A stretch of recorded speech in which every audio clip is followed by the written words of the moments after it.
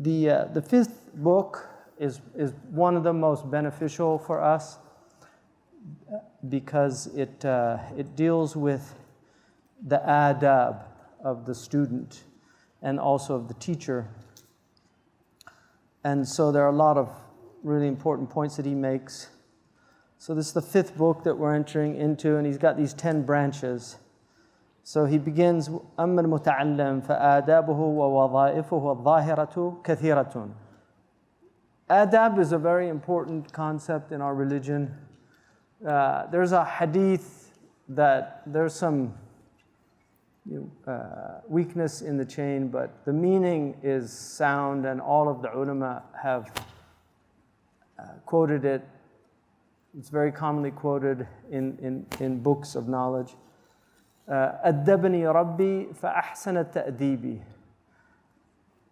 And ta'deeb, it's a difficult word to translate into English because we don't have an equivalent word. One of the things, when you look up in a dictionary, you'll see, for instance, if you look at a word that you found in a sentence that you didn't know, and you look it up, it will very often say 1, 2, 3, 4, sometimes go up to 10, 15 meanings. And these are the different meanings in the context. Because words, you can have a word that is the same word, but it has several different meanings. And in the Islamic tradition, this goes under logic, and it also is taught in ilm al-wada', which is a unique science that Adab al-Iji actually invented.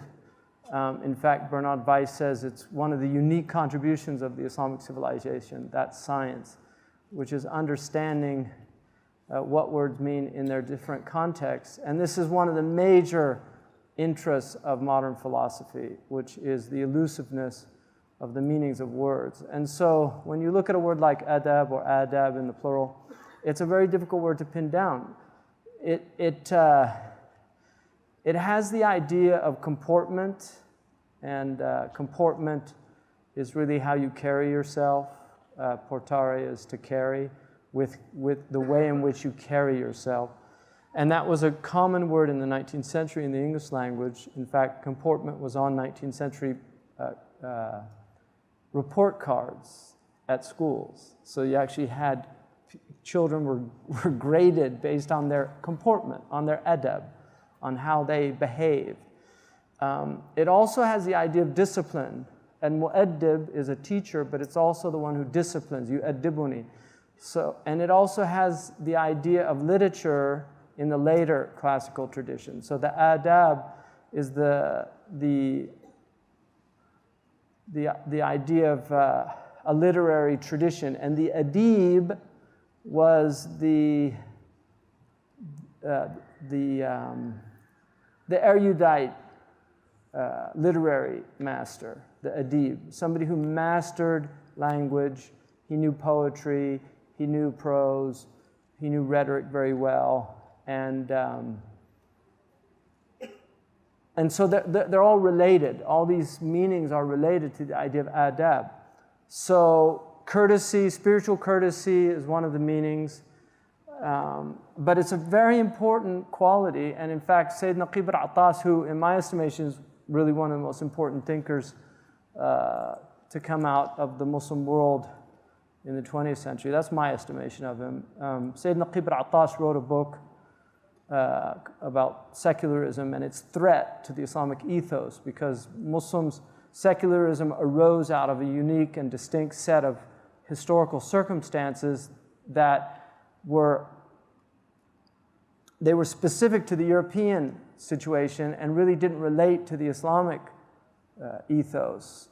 And yet, secularism is now imposed on the world because of the hegemony of the secular culture. And in fact, laicism, which is the French form of secularism, and it's obviously the model that was adopted in Turkey.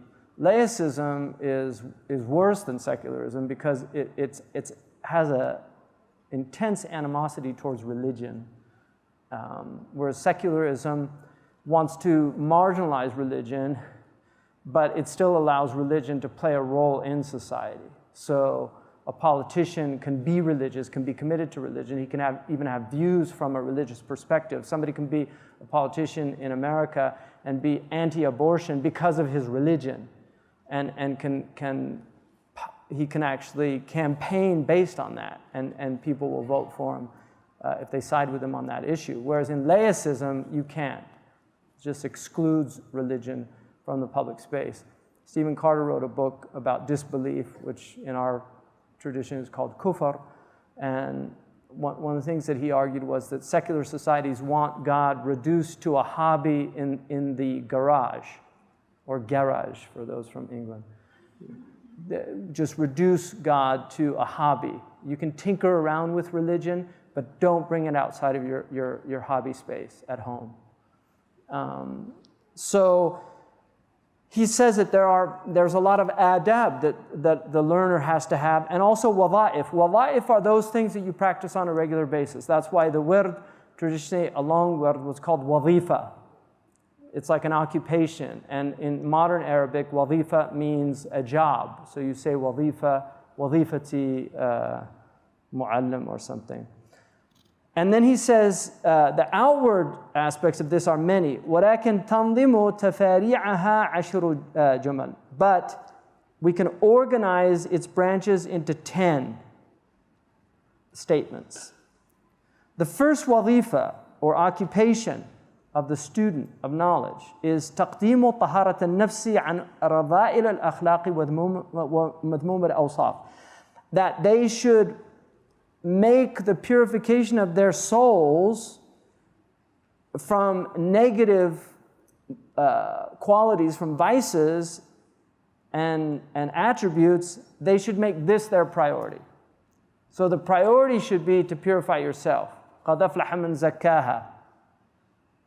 And also, يَوْمَ لَا يَنْفَعُ مَالٌ وَلَا بَنُونَ إِلَّا مَنْ أَتَى اللَّهَ بِقَلْبٍ سَلِيمٍ. That on Yawm al-Qiyamah, the only one of benefit is the one who comes to God with a sound heart. Salamat al-qalb means tahir al-qalb. His heart is pure. It's wholesome. Salama is wholesomeness. It's also peace. So it's a heart at peace. It's no longer struggling against its lower self. And so he says that should be the priority. Because ilm is ibadatul qalb. Knowledge is the worship of the mind. Here he means qalb in the sense of the mind. لَهُمْ قُلُوبٌ لَا يَفْقَهُونَ بِهَا. They have hearts, but they don't understand with them. In other words, understanding is the purpose of the heart. And understanding is what leads to knowledge. And so the fruit of the heart is knowledge. And that's why nurturing the heart is inculcating the virtue of knowledge in the heart. وَصَلَاتُ سِرٍّ. And this is the prayer of the secret, the mystery of the human being. وَقُرْبَةِ إِرْبَاطٍ إِلَى اللَّهِ. And it's the way in which the interior of man draws near to God. And he says, وكما لا تصح الصلاة التي هي وظيفة الجوارح الظاهرة إلا بتطهير الظاهر عن الأحداث والأخباث فكذلك لا تصح عبادة الباطن وعمارة القلب بالعلم إلا بعد طهارته عن خبائث الأخلاق وأنجاس الأوصاف. So he says that just as the outward form of the prayer is unsound if the outward limbs are not doing their appropriate actions, and also you have to be purified outwardly from the ahdath and the akhbath or khabaith. So hopefully everybody did tahara, so you know the hadath and the khabath, because you have to be tahirun min al-ahdathi wa min al-akhbathi. So he's saying, just as you have to be pure of those outward things, لا تصح عبادة الباطن وعمارة القلب بالعلم إلا بعد طهارته. So like that, your devotion, your interior devotion, which is really the purpose. The outward is just the form, it's the vessel. But the inward reality is the purpose. It is not sound if it's not pure. From khaba'ith al-akhlaq. right? From the khaba'ith of your character, the foulness of your character, wal ahdath, the hadath, those things that arise occur. Because you have khabath, which is a specific ayn, it's something that's foul, but then you have the hadath, which arises. And so you have both. So when you have bad character, you might not be angry, but when the hadath occurs, you become angry. And that's like the inward of what the outward occurrence of passing wind or urinating or defecating, something like that. So وقال صلى الله عليه وسلم بني الدين على النظافة والنظافة من الإيمان. There are many. The وطهور شطر الإيمان. Purification is half of faith. So وهو كذلك باطنا وظاهرا. And this is the reality. Inwardly and outwardly, purification is the essence of this religion. Islam was built on purity. And so this is the foundation. وقال الله تعالى إنما المشركون نجس, that the mushrikun are impure. تنبيها للعقول على أن الطهارة والنجاسة غير مقصورة على الظواهر المدركة بالحس. And this is in order to let us know that the najasa is not just this najasa of outward things, these impurities. No, their reality is impure because their interior is impure through the vice of idolatry and these impurities of understanding. So understanding can be impure, garbage in, garbage out. All this media that you see, the foulness of it, and people imbibing it, taking it in, and it's having an effect on the heart. And then they wonder why their children go and stab somebody. Well, look at the video games that they're playing. These are developing minds. They're not fully developed yet. You've got a 12-year-old kid who's has a game where he gets points for shooting heads, and then he goes to school and shoots 8 kids in West Virginia or wherever it was, 8 kids, all of them headshots. And the FBI, when they went to his house, they found that that was the game, and he was obsessed with the game. So this is the reality. If you allow all this filth to come in, then it's going to come out. كُلُّ وِعَنْ بِمَا فِيهِ يَنْضَحُ. A vessel can only give out, pour forth what it contains. So if you fill the vessel up with filth, and then it pours forth filth, why are you surprised? They say, well, that's millions of people play these games, they don't do that. طيب. Even if one person does it, as a result of those games, it's an argument to get rid of those games. And the CDC just did a study, 1 out of 10 people in America die direct result of alcohol.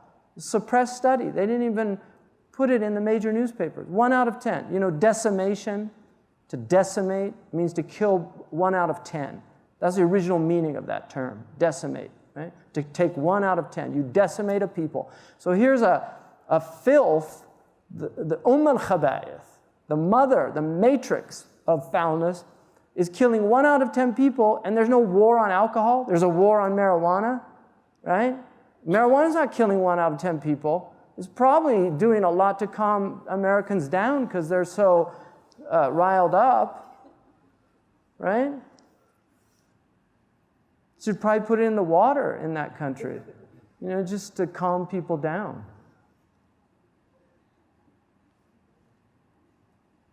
It's a murqid, you know, in Sharia. It's like, it's a soporific, you know, it's one of those things that, I mean, the ulama talked about the difference between alcohol and marijuana. Qanab, they called it. Qanab, you know, like cannabis. So, you know, it's haram. They considered it haram, but they saw it as less than alcohol. And yet in America, it's prohibited, and then alcohol is permissible, yet it's killing 1 out of 10 people. It's massive. Unbelievable.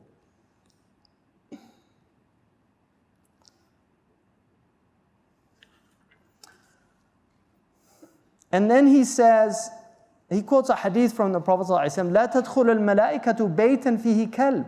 And in a riwayah it says, بيت فيه كلب وصورة, a dog or an image.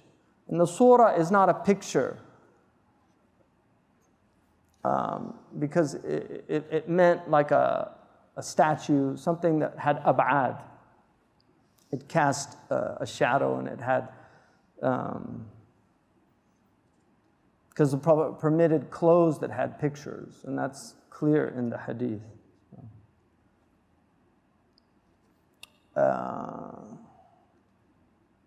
So he said, what does he say? وَالْقَلْبُ بَيْتٌ هُوَ مَنْزِلُ الْمَلَائِكَةِ وَمَهْبِطُ أَثَرِهِمْ وَمَحَلُّ إِسْتِقْرَارِهِمْ. The heart is a house also. It is the abode of the angels. It is the place in which their effect takes place. It is the mahallu istiqrarihim. It's the locus whereupon they are fixed. والصفات الرديئة مثل الغضب والشهوة والحقد والحسد والكبر والعجب وأخواتها كلاب نابحة. And all of these vile qualities like anger, like shahwa, lust and appetites, low appetites, rancor, envy, arrogance, vanity, and its sisters. These were called sisters. Interesting that St. Thomas Aquinas called them daughters. Kiramun nabiha. They are barking dogs, right? Because Imam al-Ghazali in the Kimya, Sa'ada, and other places, he talks about the three souls, the dog soul, the sage soul, and the pig soul. So he's got the sage soul, which is the sheikh,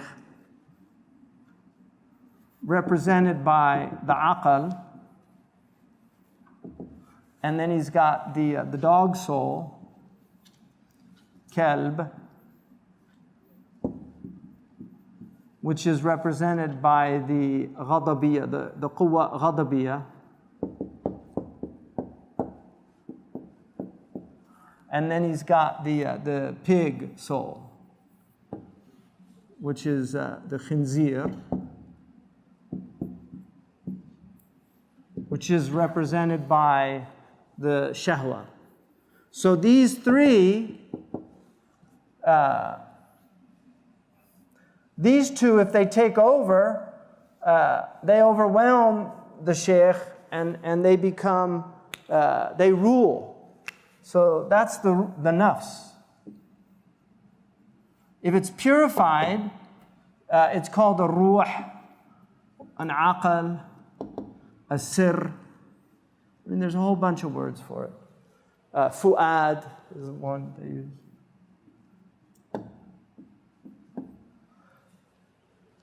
So what he's saying is that the angels don't enter a house that has dog in it.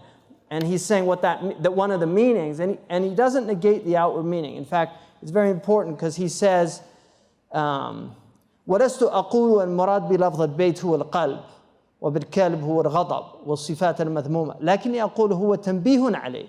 I'm not saying that the hadith means this, because that's the way the Batiniya people go, esoterics. They negate the outward meaning and they assert some esoteric interpretation. What he's saying is, this is an extension, that we can derive this meaning from it, that the heart is a house, it's an abode of knowledge. It's also the place of lammatul malak. It's the angelic inspiration occurs in the heart.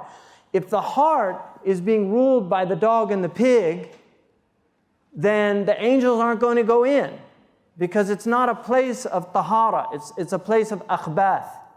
And so that means that the angelic inspiration won't be there. You'll either be angry or you'll be lustful. And these are the two, some say the world will end in fire, some say in ice. From what I've tasted of desire, I hold with those who favor fire. But if it had to perish twice, I think I know enough of hate to say that ice is also great and for destruction would suffice. That these are the two things, the poet, what he's saying is these are the two forces in the world that are destructive. The fire and ice. And these are the sins of the dog soul, the sins of the dog faculty in the soul, and the sins of the pig faculty. So the pig faculty, the shahwa, is fire. It's passion, it's heat. The dog soul is cold, it's ice. It's hatred, it's anger. So these are the cold sins and the hot sins. The cold sins in our tradition are worse than the hot sins. the sins of pride, of anger, of envy, of hatred. These are really, and this is the source of so much suffering in the world. The hot sins are also very destructive. They burn things up. Hate tears it down with a sledgehammer, but fire burns it down. So he's warning about this, that if your heart, the angels aren't going to enter into a place that's filled with dogs. And the light of knowledge, God only thrust it into the heart by way of the angels. وَمَا كَانَ لِبَشَرٍ أَن يُكَلِّمُهُ اللَّهُ إِلَّا وَحْيًا أَوْ مِنْ وَرَاءِ حِجَابٍ أَوْ يُرْسِلَ رَسُولًا. It only comes through wahi, which is revelation, or behind a veil, the kashf that comes, or he sends an angel. And we believe in angelic inspiration. The Prophet ﷺ said when he told Hassan ibn Thabit, the great poet of Medina, he told him, ahju, criticize them with your poetry. In other words, the mushrikeen. Criticize them with your poetry, because they used to write poems against the Prophet, so Hassan would write poems in response, the war of poetry. And so the Prophet said, وَأَيَّدَكَ اللَّهُ بِرُوحِ الْقُدُسِ, and may Allah strengthen you with the Holy Spirit. In other words, inspire you with the angelic force so that your poetry comes from an inspired source. And just like you have demonically inspired people, I mean, some of these comedians and some of these, you watch them and it's clear. I mean, these guys, where are those words coming from? Where are they coming from? Seriously, where are they coming from? Because they're powerful, some of these guys, right? And you listen to them and they're doing some invocation. It's just the wrong kind, right? I mean, just listen to one of their rants when they start going. Where is it coming? They don't know where it's coming from. And one of the hallmarks of these people is they're very agitated. You'll watch them and they move a lot. This is a sign that you're dealing with demonic, because the Prophet said they get pinched by the demons. And so they literally start to move. You watch them, these people, they can't sit still and just talk. They have to do that because they're having trouble. Shaitan doesn't give them sakina, and it makes them very troubled. They end up like killing themselves and things. A lot of these people, they suffer, but they make deals and, It's not on the dotted line in blood. It's a long series of negotiations, right? You compromise your conscience a little bit. You give a little bit each time till before you know it, you don't have any values anymore, right?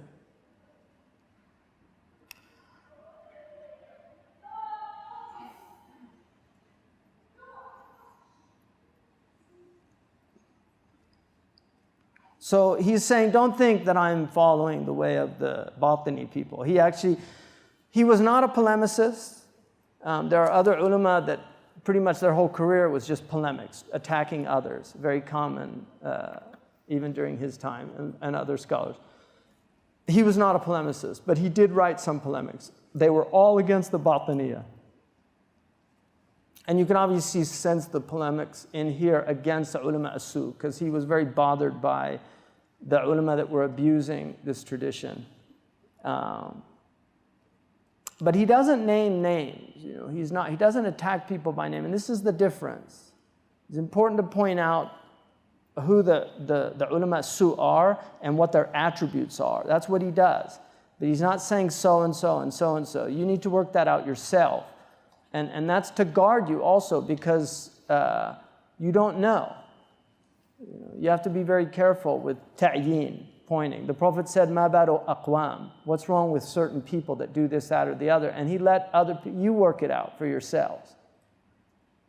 You work it out for yourself, because he wasn't teaching people to attack individuals. First of all, because you want people's guidance. So when you say, "Ma baru aqwam," and then somebody says, "Wow, that sounds just like me,"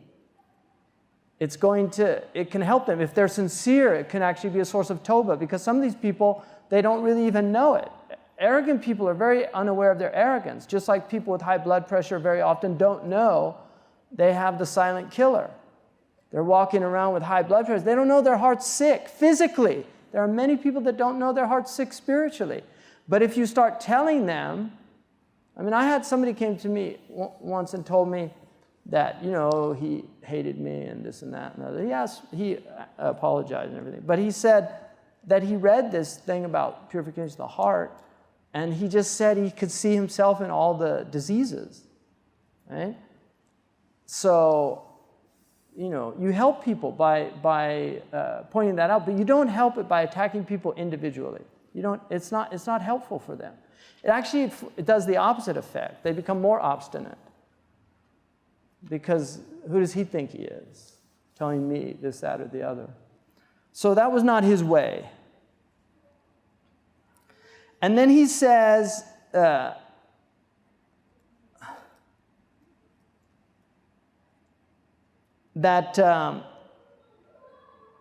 said that the dog was not blameworthy because of its form. It's blameworthy because of its aggressive nature. Obviously, I'll just mention this here because the Arabs of the desert had dogs, and the Prophet permitted that. And he also, it's permissible, according to the fuqaha, to have a dog as a guard dog in your house. If you live in places where there's a lot of crime or there's fear, then it's permissible to have a dog. But, and then dog people like shepherds and things like that. We went to a house the other day, they had sheep, and they had these amazing Turkish dogs, sheep dogs. So a dog is actually a beautiful animal. It's a creature of God. Allah subhanahu wa ta'ala permitted consuming the food of dogs that they capture. So if a dog kills, if it's a mu'allam, in fact, that's one of the arguments. They say even the dog that is given the knowledge of how to hunt is elevated in the Quran. That's how precious knowledge is. So even the dog that has knowledge gets elevated in the Quran. We also know the dog of the Ashab al-Kahf is honored in the Quran. And there's, in the tafsirs, they say it's an animal of paradise.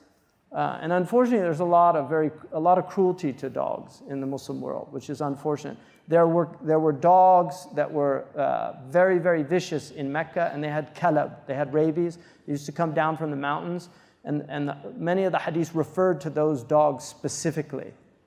But the Prophet did not like dogs in the house, but we know that Aisha had a puppy dog in the house, and that's when he was told that the dog should be kept outside. So even in the house of the Prophet, there was a puppy dog. The Prophet treated animals very well. He did not have any cruelty towards animals. He respected animals as signs of God. Even the pig, according to the Maliki madhab, is tahir. It's not considered najas. Imam Malik doesn't consider the dog or the pig najas. Different cultures have, in Turkey, they're traditionally a nomadic people, and so they were a dog people, because nomads always have dogs. My own teacher, Murabt al-Hajj, there was a dog in the encampment, and he used to feed it from his left hand at dinner time. He'd literally put couscous in his hand, and he would feed the dog. I saw it with my own eyes. And he told me when he was doing that once, he said, every living thing, there's a reward in feeding it or treating it kindly. Every living thing. So this contempt that people have for animals is really something I feel needs to be eradicated, because I think one of the signs of sociopathy is the ability to torture animals. And I know one Muslim country that I lived in, one of the things that kids would do when they'd get their driver's license for fun would to go and run over cats as a fun thing to do, which is a very, very sick society that could produce people like that. So, and torturers, you know how they train them, don't you? Right? Torturing animals. That's how the Americans train torturers in South America and Central America. To torture animals first, because if you can torture animals, Why do you think at medical school, right, they work dentistry? Where do they do it? On dogs and things like that, right? Get them used to torturing dogs. That's what, right? And then you can do it. So he says, if your heart's filled with anger, if your heart's filled with desire, and if it's filled with this covetousness and this love of tearing people's honor and dignity apart, that you're a dog, kalbun fil ma'na. The reality of your heart is you have a dog heart. وَقَلْبٌ فِي الصُّورَةِ. So you're kalbun fil ma'na, وَقَلْبٌ فِي الصُّورَةِ. Right? It's a kalb in its meaning, but it's a qalb in its form.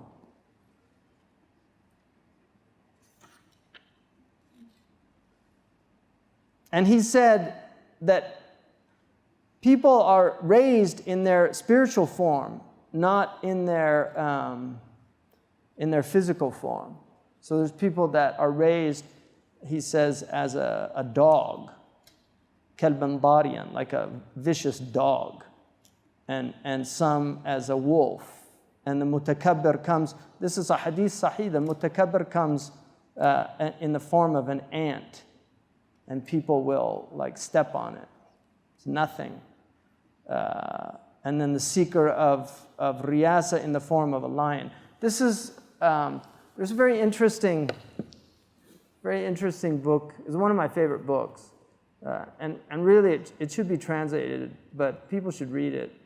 It's called Siraj al-Muluk by Abu Bakr al-Tortoshi. It really changed your perspective on governments and on rulers, and it's very interesting. And he was a very righteous, pious scholar. He was a teacher of Qadi Abu Bakr ibn al-Arabi. And Sidi Ahmed Zarruq mentions, because his opinion was that cheese was not permitted if it came from European countries, which is not a dominant opinion, but that was his opinion. And Sidi Ahmed Zarruq said,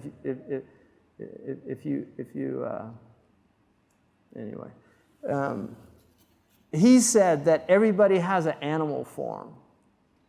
And he said that scholars that are very filled with pride, they're peacocks.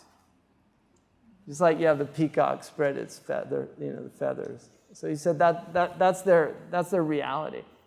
And God gave the peacock the ugliest feet in creation. So if they would just humble themselves and look down, they would see that they really shouldn't be bragging so much. But he said that there's a certain type of person, he said, that just loves to argue. And they will always argue. They're just going to argue. And you know these people. Maybe you're one of them. But they have to get in an argument with you. They're never going to not. Within a few minutes, it's going to be an argument. And it's a disease, But he says that their animal form is a donkey. Because they're just stubborn by nature. And so he says, when you see it, just enjoy it. He said, look at it like a show. Because a lot of people, they get caught up and they want to argue back. And he said, just enjoy the show. Don't get upset. Don't, just relax. It's a nafs form, like argumentation. Imam Malik, if people started arguing, he literally got up from the majlis. He used to shake his rida and walk away, like shake them off. And he'd walk away. He didn't argue, Imam Malik. But some people, they love to argue, just want a good argument, right? Nothing like a good argument. It's a lot of marriages based on that.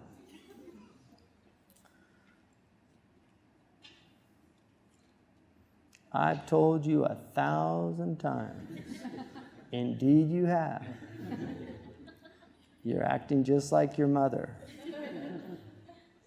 How dare you say that? I don't know why I ever married you. I'm wondering that too. Right? They do it with a little more energy than I'm doing right now. But you know the script. These are scripts, right? Seriously, and they're replicated all over the place. That's what films are all based on. It's just scripts, just scripts. So you can erase those tapes if you want to. It just takes work. You can't just click the button, erase. You actually have to get the eraser out, the spiritual eraser. And it's like, how you have something written there and it's really hard to erase. It takes a while. But if you keep at it, keep doing it, that's called dhikr. Right? That's the eraser God gave us. Right? Just keep erasing it. And eventually those scripts will go and they'll be replaced with, in fact, I saw a Sudanese man mention that. He said, people complain about their wives, but he said, a nagging wife is actually a great blessing if you understand it. He said, first of all, they'll keep you in a state of dhikr. Because they go on and on, you'll be like, La hawla wa la quwwata illa billah. Subhanallah. Astaghfirullah. La ilaha illallah. Right? That's what he said. So he said, just do the dhikr. Right? And this goes for the ladies if they have one of those men too. And then he said, you'll stay slim because you won't want to eat their food. He said you'll visit your relatives more because anything to get out of the house. So he said that there can be benefits as well. Yeah. So then he says, now if you say, well, people with bad character gain knowledge. He says, فَهَيْهَاتٍ. How far are you from the real knowledge, the beneficial knowledge of the akhirah, which brings joy and sa'ada, felicity? He said, these are deadly poisons. And he said, do you think gaining a poison with it, despite the knowledge, is still not going to kill you? And he said, إنما الذي تسمعه من المترسمين. That's what he calls them. حديث ترقفوه يريدونه بألسنتهم مرة ويرددونه بقلوبهم أخرى وليس ذلك من العلم في شيء. قال ابن مسعود, and this is also on Malik, ليس العلم بكثرة الرواية وإنما العلم نور يقذف في القلب. So he says, this is what you see from the mutarassimin, the formalists, people that are with the rusum, shallow people, they're shallow scholars, they have the outward of knowledge. This is a hadith that they've usurped, ترقفوه. يريدونه بألسنتهم. They relate it with their tongues. And other times it will move about in their hearts. But he said, but it's not knowledge. He said, Ibn Mas'ud radiallahu anhu said, knowledge is not having a lot of narrations. Knowledge is a light that's thrust into the heart. And then some of them said, knowledge is awe of Allah. And those who have awe of God are the ulama. And this is an ishara, an indication at the fruits of knowledge, what true knowledge is.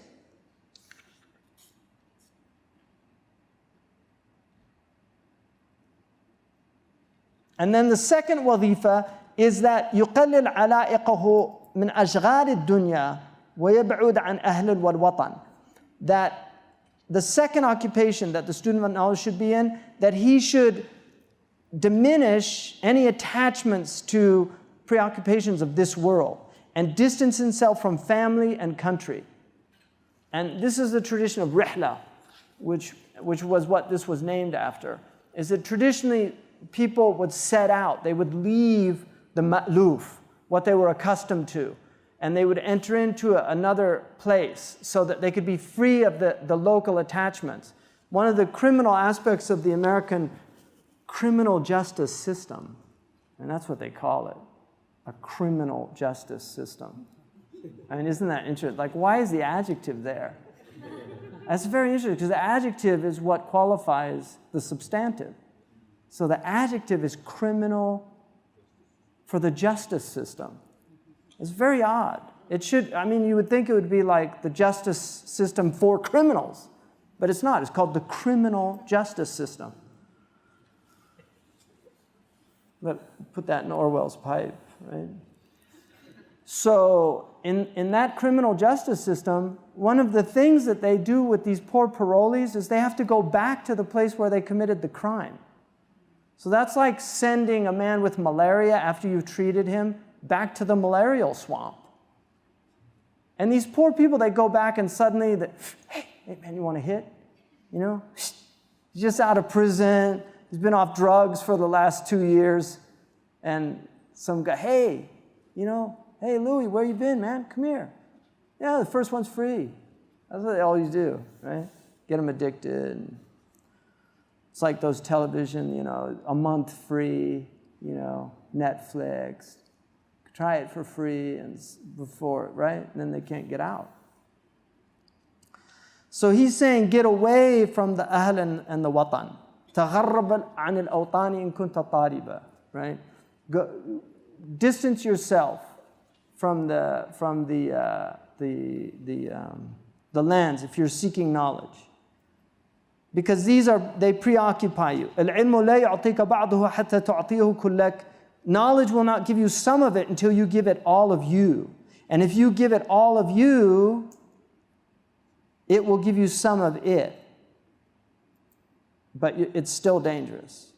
And so that's what he's saying. The third one, الوظيفة الثالثة ألا يتكبر على العلم ولا يتأمر على المعلم. That do not be arrogant with this knowledge. And this because sophomore is an interesting word. You have the freshmen, they don't know anything. They come in, but the sophomore is a Greek word which means wise fool. Because you're no longer a freshman, you have a little bit of knowledge, so you become the wise fool. And that's what a little bit of knowledge can make you arrogant. And that's a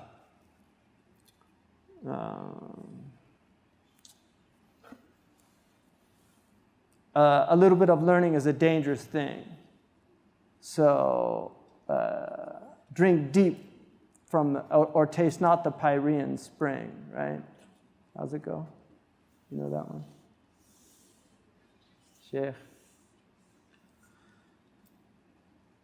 That a little bit of learning is dangerous. So drink deeply, right? Because shallow draughts intoxicate the brain, and drinking deeply restore us once again. That if you take a little bit of knowledge, you get intoxicated with it, drunk with thinking that you know something.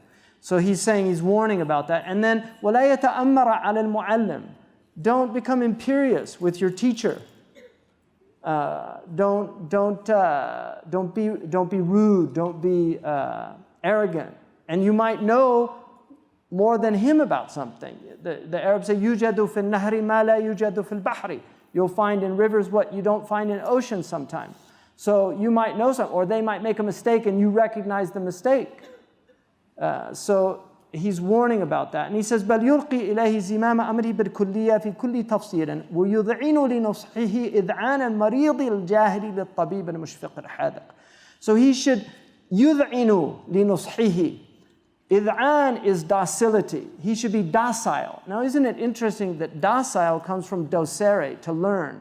So a docile person literally means teachable in English.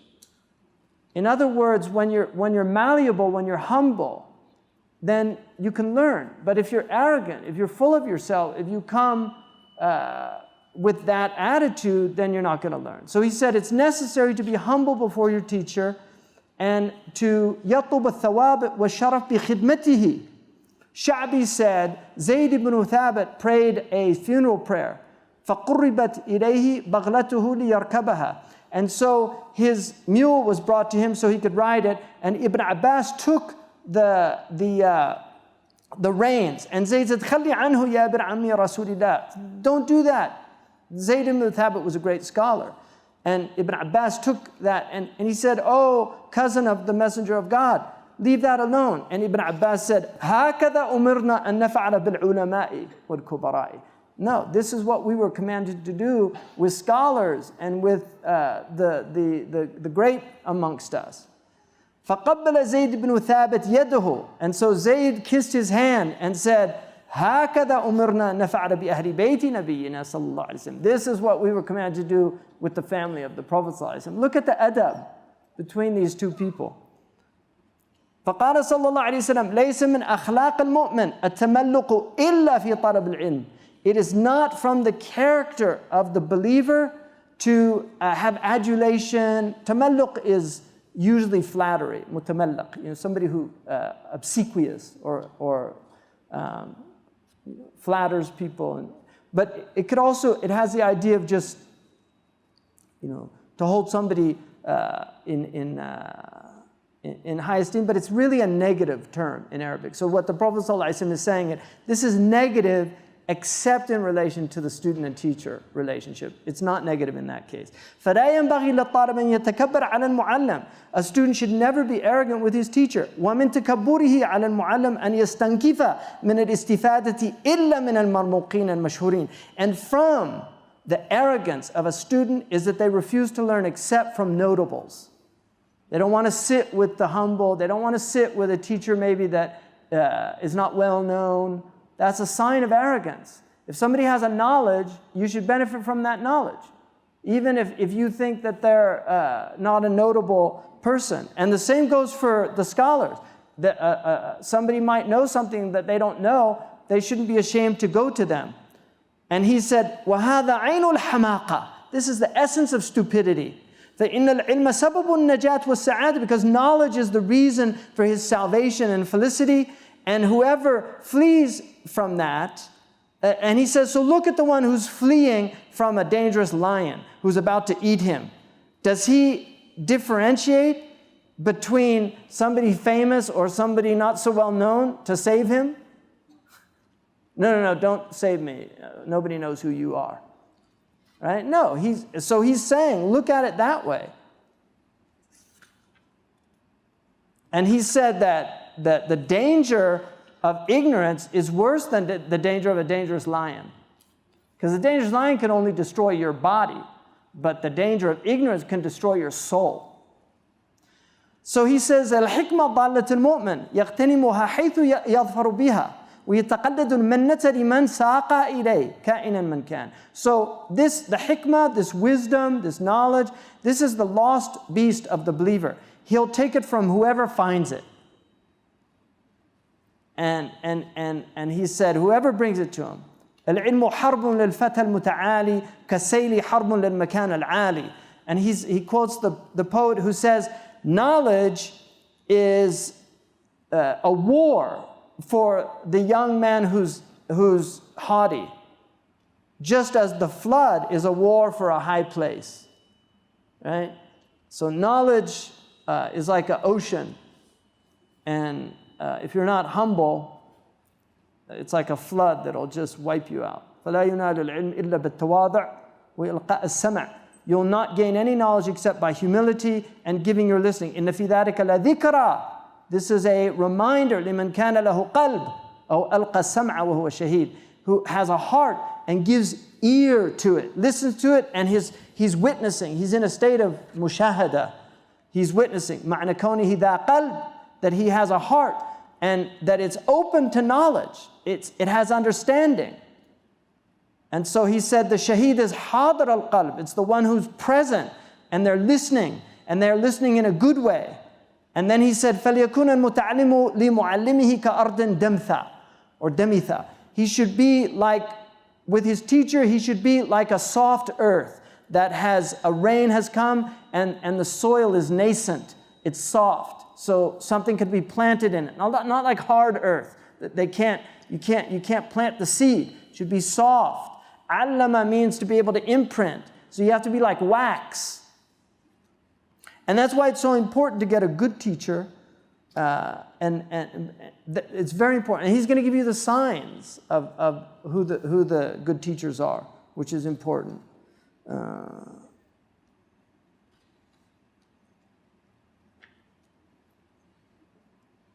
And he said, and be careful of considering what your teacher is doing as a mistake or something like that, because he has or she has the expertise that you might not understand. Just like a doctor might treat a patient with heat who's suffering from a fever.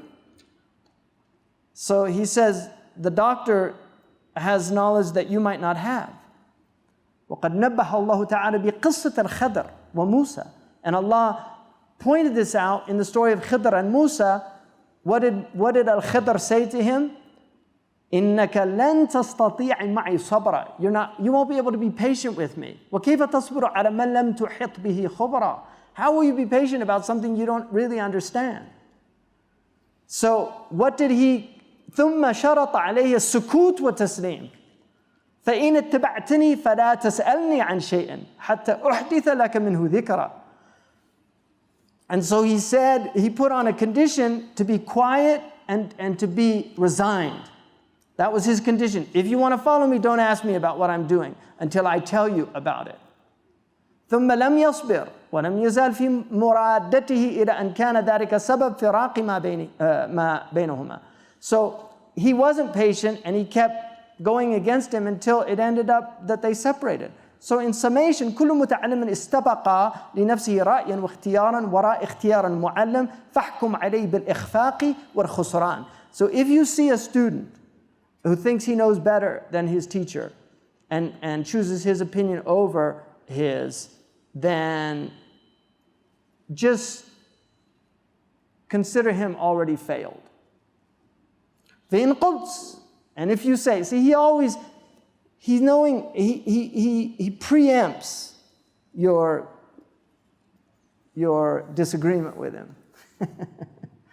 فإن قلت فقد قال الله تعالى فاسألوا أهل الذكر إن كنتم لا تعلمون. But Allah says, ask the people of knowledge. You're telling us not to ask them? And Allah says, ask the people of knowledge if you don't know. فالسؤال مأمور به. That is a question. فالسؤال مأمور به. And so he's saying, and so they say, so the question, we're commanded to ask questions. فعلم, no. أنه كذلك, that's true. ولكن فيما يأذن المعلم في السؤال عنه.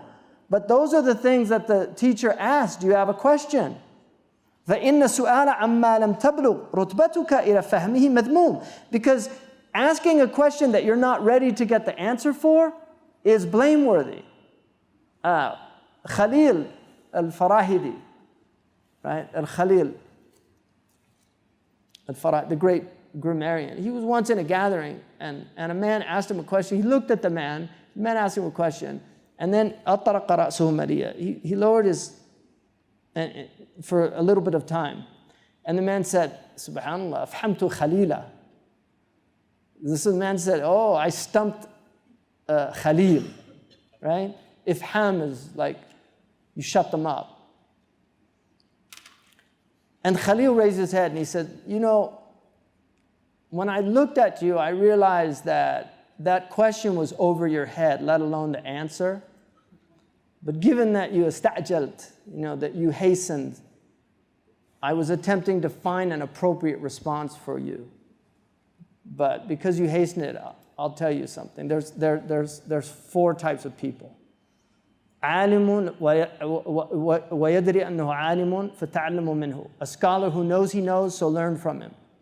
وعالم لا يدري أنه عالم فنبهوه وتعلموا منه. And a scholar who doesn't know he knows, so remind him and then learn from him. Like Sheikh Abdullah al-Qadi, for those who know him. You have to remind him that he knows something because he has genuine humility. And who am I don't have anything to say. And he really means it. This is the way he looks at himself. So those people, you have to remind them. No, you have responsibility, this and that. And then he said, وَجَاهِرٌ يَدْرِي أَنَّهُ جَاهِرٌ فَهَذَا مُتَعَلِّمٌ فَعَلِّمُوهُ. And an ignorant person who knows he's ignorant, and that's a student, so teach him. وَجَاهِلٌ لا يدري أنه جائر فهذا he said هذا like أحمق, it's like a fool. فاجتنبوه. He said, and an ignorant person who doesn't know he's ignorant, this is compounded ignorance, and this is a fool, so avoid him, right? So those are the four people. You have to figure out which one you're in. And they call that jahal murakkab, which is compounded ignorance. So فَاسْأَلُوا أَهْلَ الذِّكْرِ إِن كُنتُمْ لَا تَعْلَمُونَ فَاعْلَمْ أَنَّهُ كَذَلِكَ وَلَكِنْ فِيمَا يَأْذَنَ الْمُعَلِّمُ فِي السُّؤَالِ عَنْهُ. So then he says دَعَ سُؤَالَ قَبْلَ أَوَانِهِ فَالْمُعَلِّمُ أَعْلَمُ بِمَا أَنْتَ أَهْلٌ لَهُ وَبِأَوَانِ الْكَشْفِ. He knows what's appropriate. Imam Malik was once asked a question and he wouldn't answer the man. So the man said, didn't you hear the hadith, whoever withholds an answer that he knows, Allah will give him a bridle of fire on the day of judgment? And Imam Malik looked at him and he said, that's for somebody who can take the answer. But if he withholds it knowing that it's not an appropriate question for the questioner, and he can't take the answer, it doesn't apply. And that's the wisdom of somebody who knows. وَاتَّقُوا فِرَاسَةَ الْمُؤْمِنِ فَإِنَّهُ يَنْظُرُ بِنُورِ اللَّهِ. You have to beware of the inner sight of a believer because he looks with the light of God. You know, the believer has firasa. And so sometimes you know, but it's a type of arrogance. And he will talk about that a little later. He said that Ali radiallahu anhu said, إن من حق العالم لا تكثر عليه بالسؤال.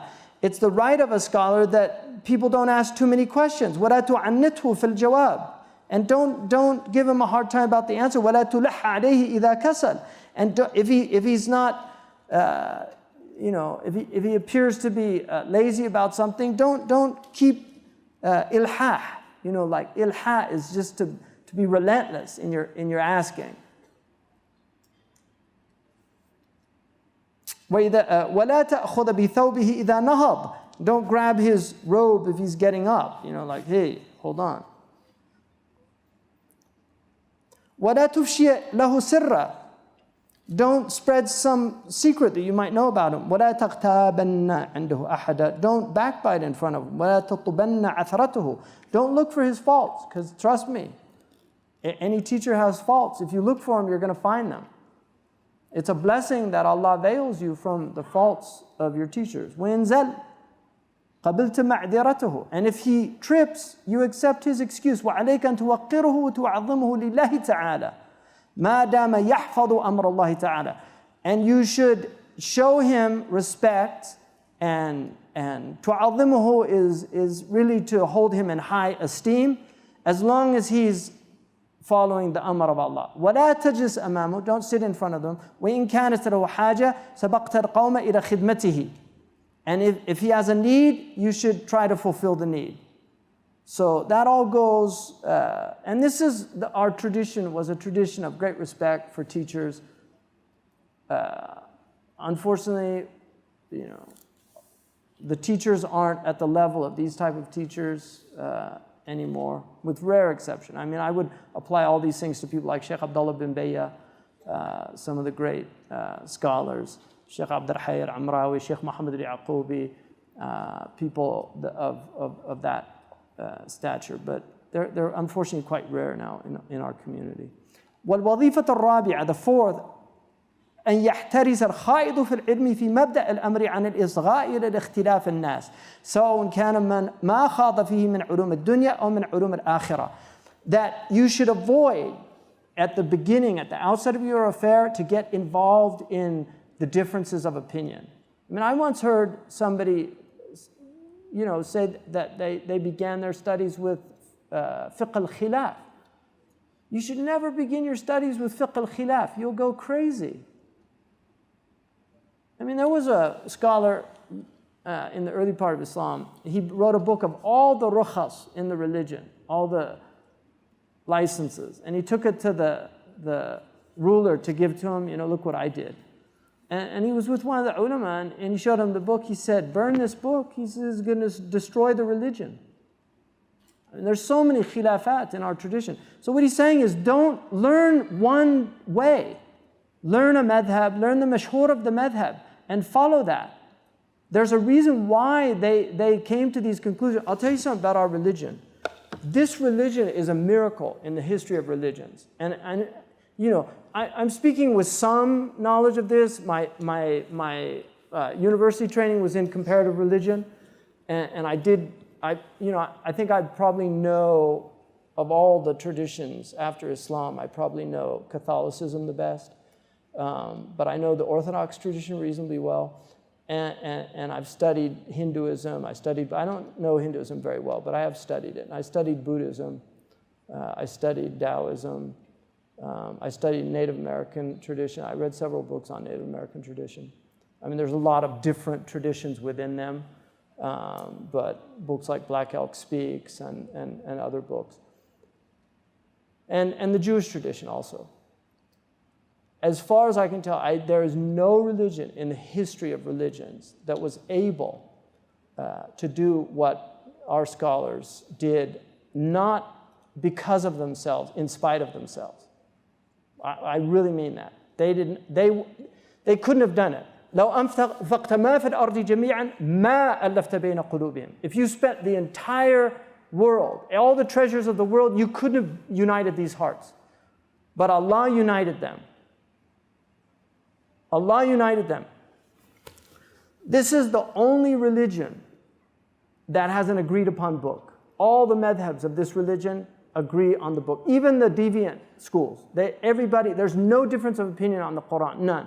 Tajweed, there's no difference of opinion. I mean, that's a miracle. How do you get the same pronunciation? How is that possible? How do you get 17 points of articulation? How is that possible? How is it possible that we know all the attributes of the letters? How is that possible?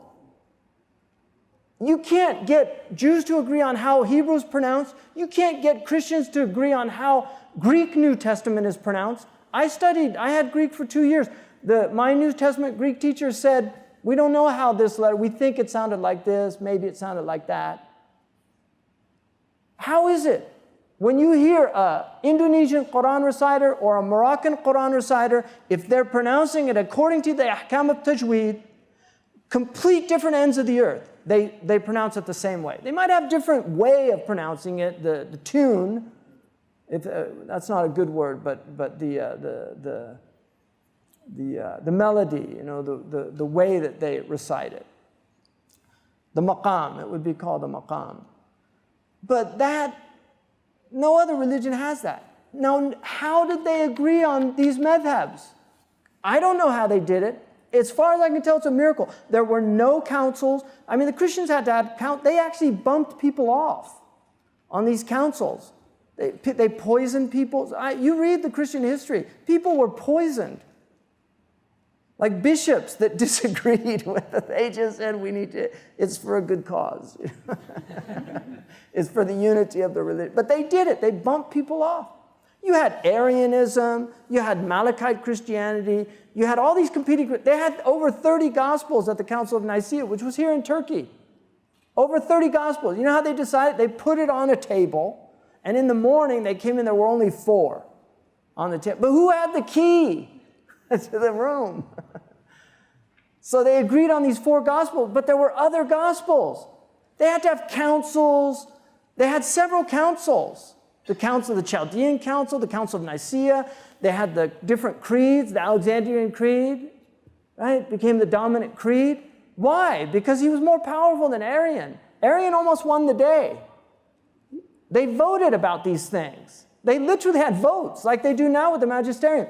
Muslims never had any of this. You can't prove anywhere in the history of Islam. They had one council where they got together and said, what madhabs should we accept as valid madhabs? How did they agree on 4 madhabs? And then, how did they agree on the mashhur? If you're a Maliki, you study Ibn al-Qasim. Malik had hundreds of students. Why did they all agree on one student? Tell me, why? How'd they do it? They didn't kill anybody. They didn't kill the followers of Ibn Majishun. They didn't kill the followers of Ibn Wahbin. They didn't kill the followers of Muhammad ibn al-Utbi or Sidi al-Mawaz. Those books are there, Al-Wadiha, Ibn al-Habib, the Mawaziyah, the Utbiyah. You have what are called the Ummahat of the... Why is it the Mudawwana?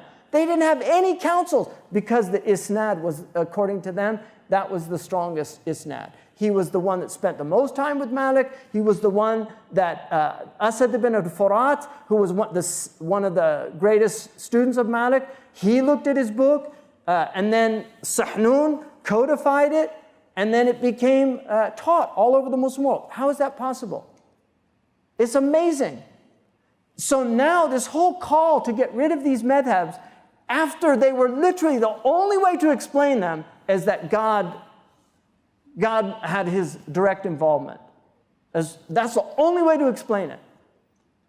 And that you could go, Ibn Battuta, a Maliki, could travel the whole Muslim world. He ended up a qadi in Sri Lanka. I mean, how's that possible? How could you have, before technology, before mass communication, everybody was studying the same books. How is that possible? How is it possible that everybody agreed on the Tahawiyah? Tell me, I want to know, how is that possible? No government said you have to follow the Tahawiyah. When they went to Malik, Mansuri said, we want to make the Muwatta the official book of Islam. Don't make it the official book of Islam. After the Quran, he said the Sahaba spread out in the Ummah. Don't force. That became the standard. No empire ever forced people. The Ottomans respected the other madhabs. They could have wiped the madhabs out and made Hanafi the only madhab. They could have wiped the aqaid out. Even the Ash'aris that became the dominant aqidah under the Seljuks, they didn't wipe the Athariyin out. They didn't wipe them out. They stayed. They're still here. They still have their asanid. Their books are still taught. It's a miracle of this religion. And so throwing this away, that's what he's saying. Be careful. Learn what before you start questioning these people. Before you start, learn. Because these things were not arrived at fortuitously. There's providential care in the preservation of this religion. There is providential care. The miracle of Arabic grammar is a miracle. The Europeans don't have an English dictionary until the 18th century. There is no dictionary. We don't have a dictionary from Shakespeare's time. The Muslims had dictionaries in the first 100 years. But the words were preserved orally. They went around, this great al-Asma'i, this is a genius Arab. He spent his entire life going to the Arab tribes. What does this word mean? When you say this, what do you mean by this? And he wrote everything down. It's a miracle. Who inspired them? Who inspired them to do that? To find out, because they wanted to preserve this religion, preserve every meaning of these words.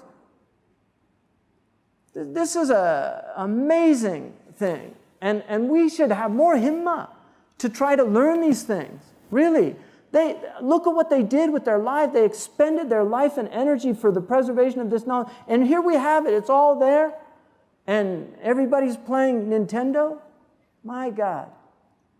What an ungrateful lot we are. Really. Unbelievable.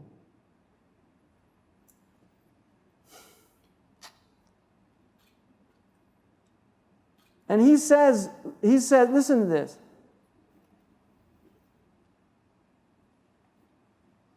If you have a teacher who's teaching you a lot of different opinions, beware of him.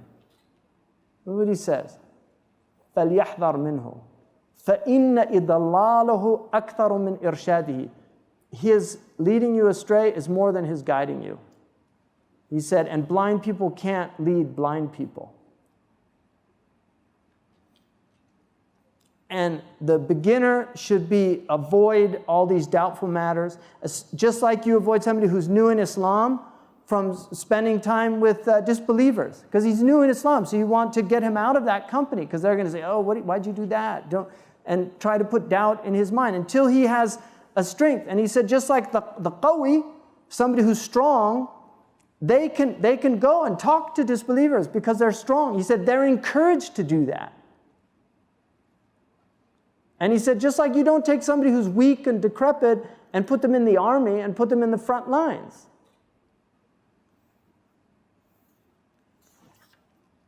The fifth one, he says, is that ألا يدع طالب العلوم فنا من العلوم المحمودة ولا نوعا من أنواعها إلا وينظر فيه نظرا يطلع به على مقصده وغايته. So this is really what he's saying here, is that he should not leave the student. ألا يدع طالب العلم. The student should not leave, one art from these praiseworthy sciences, ولا نوعا من أنواعها, or a species of it, إلا وينظر فيه نظرا يطلع به على مقصده وغايته. He should look at it to understand its point. In other words, you should have a diversified education. It's very important not to focus only on one thing, because specialization is dangerous as you should have a general education. That's what he's saying. It's very important to have a general education. This is what we would call today a liberal arts education. And then he said, and if his life helps him, then he can become more and more knowledgeable about these things. But he should always take the first, most important, and then move on to that. And then he says, وَإِذْ لَمْ يَهْتَدُوا بِهِ فَسَيَقُولُونَ هَذَا إِفْكٌ قَدِيمٌ. That people who are ignorant of something become their enemy. Like Allah says in the Quran, because they weren't guided by it, they said, oh, this is just fairy tales of the old. It's made up stories. فَالْعُلُومَ عَلَى دَرَجَاتِهَا إِمَّا سَارِكَةٌ بِالْعَبْدِ إِلَى اللَّهِ. So all of these knowledges based on their different degrees should take the servant to his Lord and help him in his journey to God. And there are manazil, and these are ordered to get you there. And he said, and learning these knowledges has the same importance for our religion as those guarding the boundaries of the Islamic lands. In other words, just as you defend your country against enemies from outside, you have to also protect the purpose of your civilization, right, from the enemies inside. Nafs, shaitan, hawa, and dunya. And then people that lead other people astray. So he's saying that this is real jihad, to learn these things. وظيفة السادسة إن العمر إذا كان لا يتسع لجميع العلوم غالبا فالحزم أن يأخذ من كل شيء أحسن. That your life, by its very nature, will not allow you to study all knowledges. Especially today, there's just too many. In these days, it was easier to learn everything that everybody knew of the outward sciences. They say Goethe was the last person that knew everything. But you have a massive explosion of information. I mean, just to learn all we know about the kidney would take a lifetime. Seriously, just to learn all we know about the kidney. And still there's things that are going to be learned in the future about the kidney. So he said you should learn the most important ones. Take the most important ones. And then he said, أشرف العلوم علم الآخرة. The most honored and important of all the sciences is the science of the next life. And it has mu'amala and mukashafa. فَغَايَةَ الْمُعَامَلَةِ الْمُكَاشَفَةِ. The purpose of your transaction, your outward behavior, is an inward spiritual reality. And the غَايَةَ الْمُكَاشَفَةِ, the end and the purpose of this inward reality is to know your Lord. وَلَسْتُ أَعْنِي بِهِ الْاعْتِقَادِ. And I'm not talking about aqidah that you learn from a teacher. And I'm not talking about dialectical theology. I'm not talking about argumentation. These are fine to learn for polemics and to argue against people that are attacking us and obfuscations and these things. I'm talking about certainty. I'm talking about the fruit of light that Allah thrusts in the heart of a believer that's been purified through mujahada, through struggle. He's purified his inward state from all the foulness, and he until he reaches the rank of Iman. And we're talking about the Iman of Abu Bakr radiallahu anhu, that if his Iman was weighed in the scale, it would outweigh the Iman of all the worlds. He said, this is what we're talking about. We're talking about what the Sayyid al-Bashar said. فما عندي أما يعتقد العامي ويرتبه المتكلم الذي لا يزيد على العامي. I'm not talking about learning some list of things that some theologian has put together that's going to tell you what God is and what God isn't. That's not what I'm talking about. I'm talking about Umar and Uthman. I'm talking about the rest of the Sahaba. Because they didn't know those lists.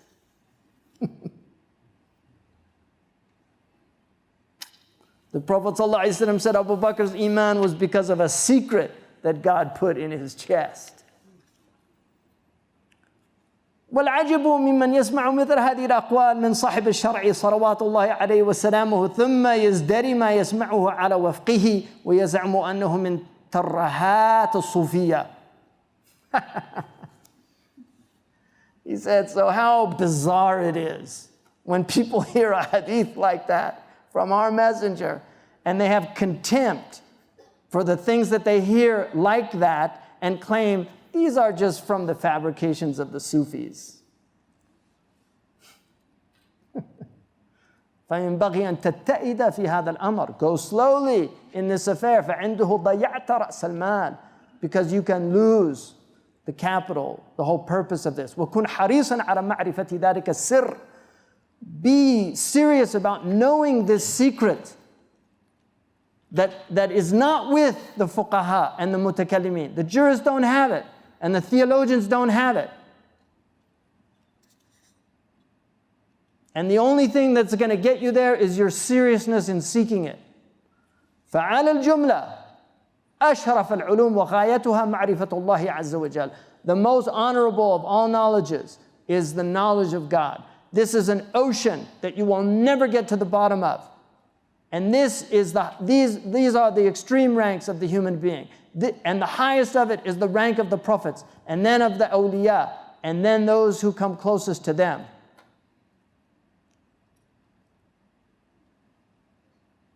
And two philosophers were once in a masjid talking, and one of them had something written, and it said, "In ahsanta kulla shay'in, fala tudhunanna annaka ahsanta shay'an hatta ta'rif Allah, wa ta'lam anna musabbib al-asbab wa mujid al-ashya, wa ta'lam annahu musabbib al-asbab wa mujid al-ashya."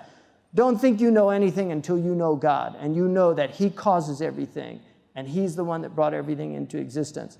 And the other one said, "Kuntu qabla an a'rif Allah, ashrabu wa adma'u, hatta idha araftuhu rawit bila shurb." Before I knew God, I was thirsty all the time. I drank and I still had thirst. Now that I know God, I no longer have thirst without any drinking. The seventh wazifa, ألا يخوض في فنون العلم دفعة بل يراعي الترتيب فيبدأ بالأهم فالأهم ولا يخوض في فن حتى يستوفي الفن الذي قبله. This is important.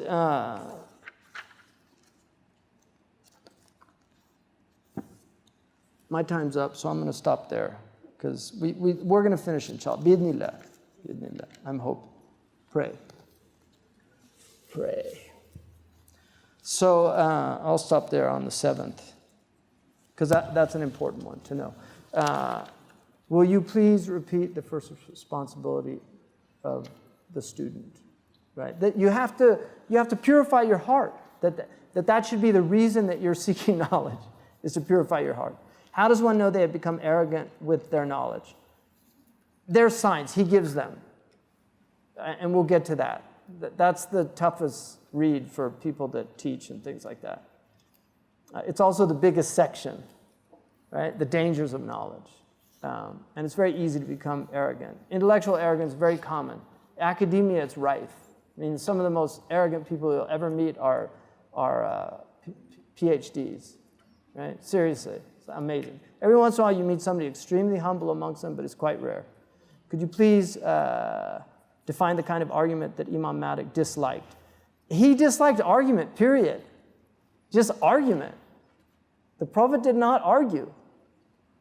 You know, the Quran says, "La tujadilu illa billati hiya ahsan." Don't have jidal except in the most beautiful way. That's not argumentation. Argumentation, it's not nice.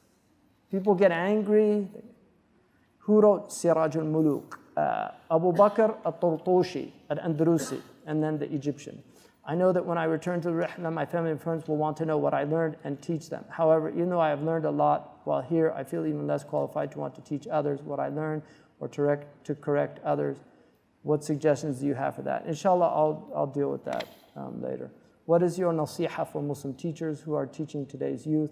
Many of these children are unable to reach their potential as they're overwhelmed by technology. Adab is dead. Adab is definitely not, it's really hard to find it. And when you get to the adab that they're talking about, it's very subtle. I mean, you know, Imam Nawawi,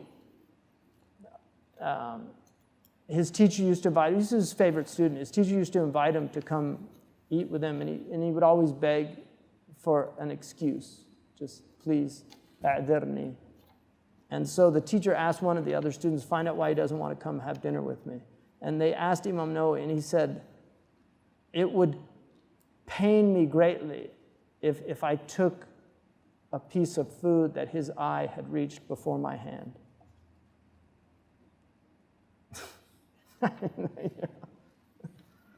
Yeah. Allah yarhamuhum. So my nasiha for Muslim teachers who are teaching today's youth, we have to have compassion. These kids are really under an assault of the mind, and we have to have compassion as much as we can, with them. And there is a new generation. Some of you are already from them. Other of you are some older people, but the digital generation is very different. I mean, I've been teaching now for over 20 years, and I see a real difference just in the young people. So that's a tough one. If someone wants to pursue Islamic studies, would you recommend them to get married, or is it better to hold off to avoid preoccupations?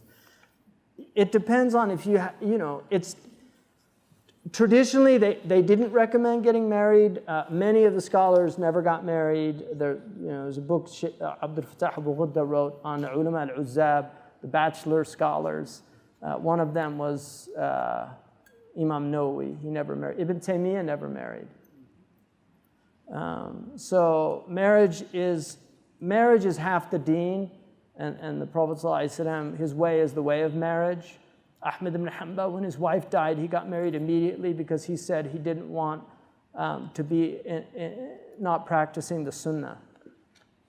And trust me, that's a totally sincere statement from him.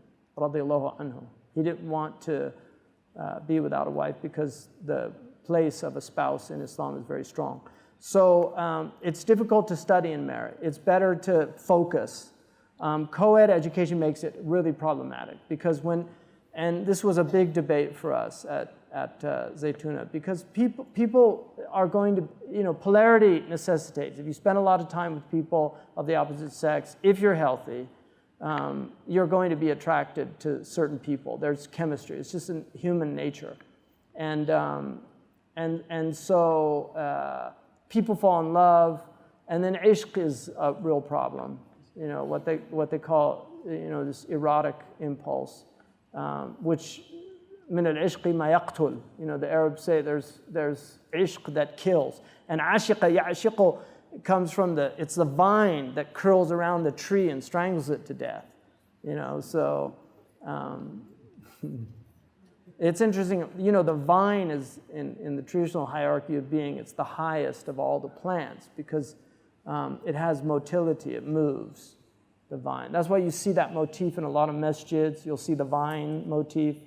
It was an honored plant. And so the ishq is that desire. The plant has that desire to go and search for whatever it's searching for. God knows. So what is the best way to gain beneficial knowledge from Western universities where professors are pushing secular, Eurocentric, Orientalist concepts? I'm against going to Western universities for students that have not been, had a pretty solid foundation in Islamic knowledge. I think they're very powerful. I've been through the university system. I did doctoral studies at UC Berkeley, which is, I think, #1 public university. And I had in my university, even at State, when I was at State, I had some really good teachers. I had some very decent people. But there were also some really aggressive secularists that just don't like religion. And because I was in philosophy and religious studies, I was taking philosophy and religious studies courses, and some of them they're sophists, and critical theory is very dangerous. Like I'm very concerned about the amount of critical theory that has been imbibed by our young people, because if you go to Western universities, in any of the social sciences, you're dealing with critical theory. It has taken over the university system. It's rooted in Marxism. Marxism is rooted in Greek materialism.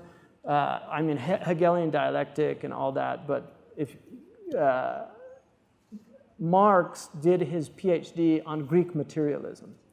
Greek materialism are all the people Socrates was crushing. So Socrates and Plato, who dealt with materialism very powerfully. They held sway in the West for a few thousand years, but their reign is long over. And today it's the reign of the materialists. They do not believe in in a spiritual soul. They don't believe in essential nature. They don't believe that there's an essential female nature, an essential male nature. They believe in the fluidity of the mind and neuroplasticity, that people can float in and out, that we're all really bisexual, we just don't know it. I mean, these are a lot of the beliefs that are the beliefs that you'll find in a lot of these people. I think in Western sciences, in terms of the physics, biological sciences, medical sciences, with the caveat that allopathic medicine is one form of medicine. If you want to read an interesting book about that, you can read about Rockefeller's influence on chemical medicine. I mean, he gave Johns Hopkins over $100 million to basically support allopathic medicine, even though his own physician was a homeopath. There's no money in homeopathic medicine. It's just cheap. But, you know, how did we get this dominant medical model that now reigns supreme all over the world? And it's controlled by pharmaceutical companies. It's not to say there's not a lot of good in it. There is, and I believe that. There's a lot of good in allopathic medicine, but there's a lot of harm in it, and it's also, it's not the only model out there. And Chinese medicine has been around for thousands of years. I would argue that it's probably from a prophetic tradition. It certainly has elements that sound very from within that tradition, but it works. I mean, I know that acupuncture and the Chinese herb, it works. It's effective. And Chinese doctors that are good at practicing it, they see its effectiveness all the time. They see its effectiveness in a lot of diseases. And they can deal with diseases that allopathic medicine can't deal with. They can treat things like asthma, they can treat eczema without suppressing the symptoms. But because there's not a lot of money in herbs, they're called orphan drugs. So you don't get people that study those things. So, but for medicine, I think there's some use if you keep an open mind. I mean, the single most important thing for health is diet and exercise. And doctors learn very little about diet and exercise. I mean, they don't study nutrition. And we know, I mean, people can be, heart disease is reversible. Dean Ornish has seen countless people, complete reversal without needing bypass, without needing getting rid of all the plaque, just from changing their diet. And then he says, oh, that's too, he says that the allopaths tell him, no, that approach is too extreme. It's too extreme to change your diet. You can't expect Americans, these bovine people that can't resist a McDonald's, you can't expect them to change their diet. But it's not extreme to take a saw and literally split their sternum and then with forceps open it up, take their heart out, you know, rip off the veins and take an artery from the leg, right, and sew it onto the heart and then put it back in. That's not extreme. That's a moderate approach to heart disease, whereas changing their diet is extreme. Subhanallah. But you can't make a lot of money by telling people to change their diet. You can make a hell of a lot of money by splitting their sternum open and taking all those veins out of their heart, right? And even the bypass, they know it doesn't extend life. You know, really. It gets rid of the pain for a little while, but then usually it comes back. It's amazing. So, you know, sorry for all the cardiologists. I have some good friends that are cardiologists and cardiac surgeons and things like that. I was actually a cardiac nurse. So I worked in a cardiac unit. So, yeah, Western universities, in those areas, there's a lot to learn. I believe that. But in the social sciences, it's a disaster. I would not suggest any Muslim person get a degree, unless it's a Catholic school, maybe, some of the Catholic universities, in literature, in philosophy, I really would not recommend. Some people, they love literature, and then they go study literature at the university, and it's not about literature. It's about philosophy and critical theory and deconstruction and subtext and power politics in Jane Austen, and how all the maids and the butlers are invisible people, and the aristocracy are these evildoers and things like that. So there's definitely some truth to that, but it's not the whole truth and nothing but the truth. Anyway, so that's my advice. We need to make our own universities. Wallahi. And that's why we started that, because it's like, why don't we have the Christians have their own university, the Jews have their own university. We invented the university, for God's sake. We invented it. The Muslims invented the university. Read The Rise of Colleges by the Christian scholar. We invented the university. We invented all these, the rigor of academia. We invented academic rigor. There's no academic rigor in the West. We invented this, our tradition. We, I mean the Ummah. Who are we? We haven't done anything, right? We make good baklava, let's face it. Come on. We make good carpets. We still have some good calligraphers. We're good at blowing up things. They used to call people like Saifuddin, the sword of the religion, and Shamsuddin, the son of the religion. We just have to stop doing that. We should call them Mil'aqatuddin, the spoon of the religion, Shawkatuddin, the fork of the religion, because we're great eaters, Yeah, Ramadan, it's like people, they eat more in Ramadan in the Muslim world than any other time of the year. It's amazing. They eat more. They stay up all night eating, watching musalsalat on TV. And why are these shayateen? They put the best TV programs all year long in Ramadan. Why do they do that? Really, why do they do that? Just to make sure you use social control. You don't want people going to the masjid every night and suddenly maybe actually having changes of heart and getting spiritual awakenings, and then suddenly they get spiritual awakening, they start reading the Quran, and then they read all those verses about how things should be, right? And then they look around and see how they are, get angry. And then instead of going and doing the real work, they pick up rocks and throw them at people and stuff. So anyway, my time's up, long time ago. I apologize. Allah yubarak fikum. Subhanakallahumma bihamdika ashhadu an la ilaha illa anta astaghfiruka wa atubu ilayk.